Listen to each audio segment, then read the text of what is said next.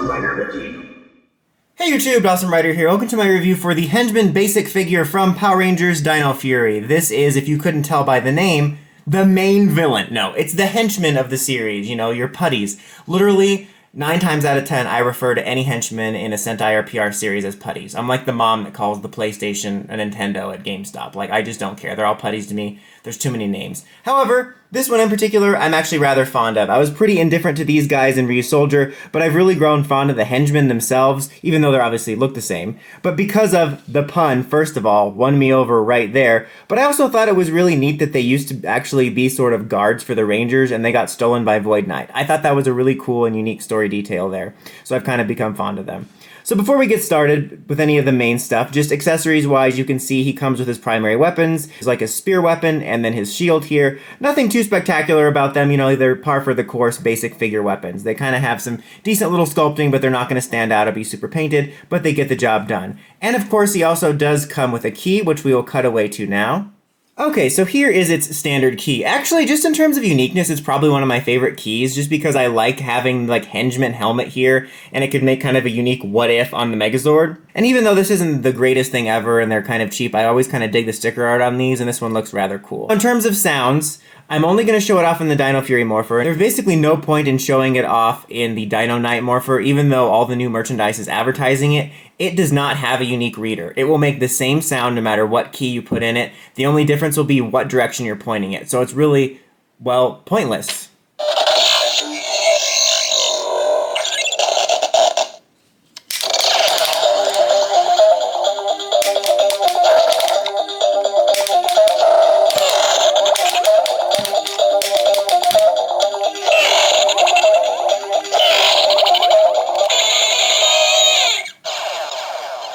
Alright, but now that that's out of the way, let's go over the basics of the figure. I mean, you have your standard articulation, nice ball joint here on the leg, swiveling, knee joint right here. Something worth noting is even though this is a henchman and not a main villain, it's nice that it's a villain figure that doesn't have hindered articulation. I think even Blaze had hindered articulation compared to the other Rangers, so it's nice to see that it didn't happen here. Nice ball joint here at the arm as well. You are a little bit hindered by this armor piece. Swiveling at the arm, elbow joint at the arm, and a nice ball joint at the head, so you get some head and neck creepy, exorcist movements and stuff. No waist articulation, but par for the course, basic figure stuff. Basically, a little bit less articulated than a Lightning Collection figure, but it gets the job done for what it is.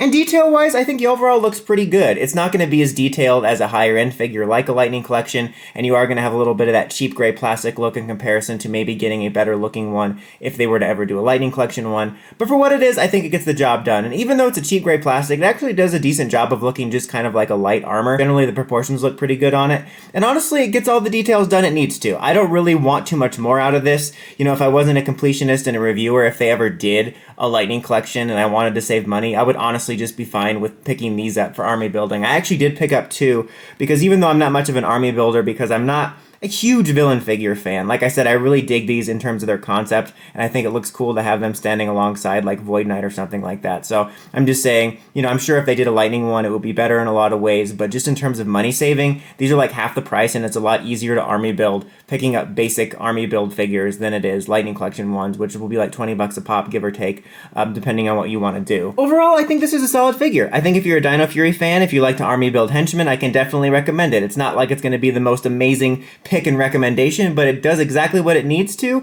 and there's really not a whole lot to complain about. But that's about it for this one, guys. Until next time, don't forget to like, comment, subscribe, and climb the steps and ring that bell so you can get notifications for my videos. Awesome Rider, signing out.